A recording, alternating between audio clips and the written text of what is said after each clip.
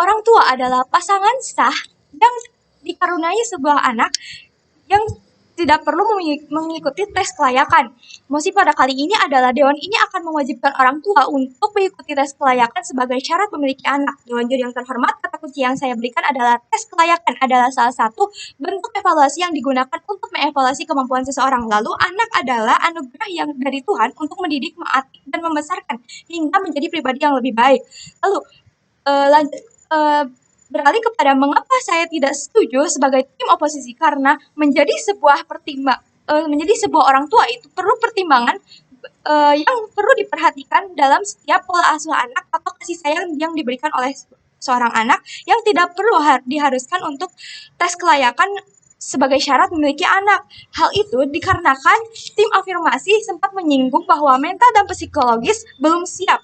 Maka dari itu diadakannya tes kelayakan. Hal itu tidak benar, Dewan Juri yang terhormat. Mengapa demikian?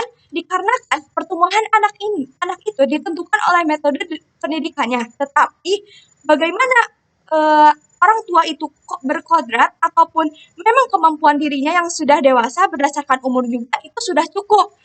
Mental dan psikologis itu bisa dibenarkan dalam apabila sudah memiliki anak yang sudah cukup dewasa. Lalu tim afirmasi juga sempat menyinggung bahwa tes kelayakan itu berupa asesmen basis ilmiah serta asesmen pengetahuan dalam uji kelayakan. Lalu apakah setiap uji kompetensi ini harus melalui tes sifatnya yang bisa dicurangi, dibohongi, serta hasilnya yang hanya berupa angka?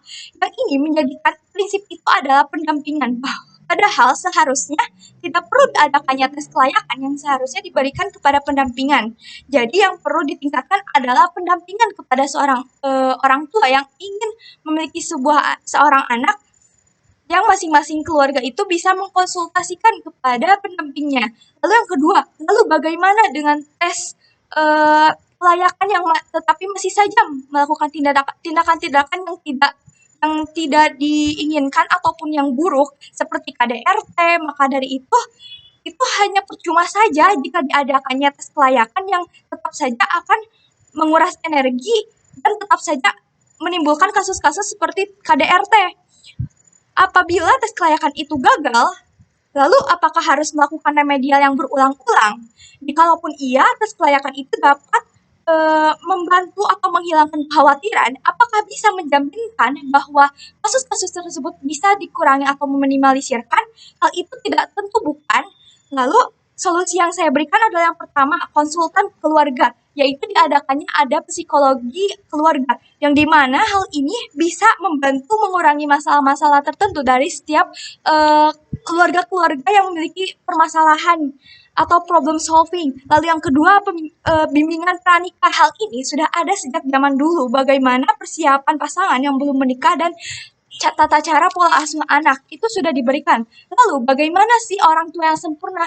Apakah dengan adanya tes kelayakan ini harus mencapai suatu target untuk mencapai kesempurnaan yang dinamakan kasih sayang dan orang tua tidak perlu diukur dari nilai tes atau sesuatu yang perlu diukur yang dalam besarnya kasih sayang dari orang tua, di mana kasih sayang ini berbeda-beda yang dengan cara penyampaiannya. Contoh kasus di Jepang ini sekarang setelah menurunnya populasi manusia yang telah minimnya reproduksi, hal ini disebabkan karena masyarakat berpikir tes kelayakan ini ribet dan menyusahkan serta prosesnya itu sangat lama. Pertumbuhan anak itu bukan ditentukan oleh metode seperti tes kelayakan ini. Lihat berdasarkan strategi wilayah alam seperti Dewan Juri yang terhormat, 3T ini adalah di Indonesia memiliki tetanan daerah yaitu 3T, terpencil, terdepan, dan tertinggal. Lalu bagaimana jika di Indonesia yang memiliki perbedaan strategi wilayah alam? Nah, apakah akan sama soalnya yang misalkan ada yang hidup di pinggir pantai dengan adanya yang hidup di pegunungan, apakah itu akan menjaminkan bahwa soal tersebut akan sama ratanya dengan orang-orang yang hidup di perkotaan?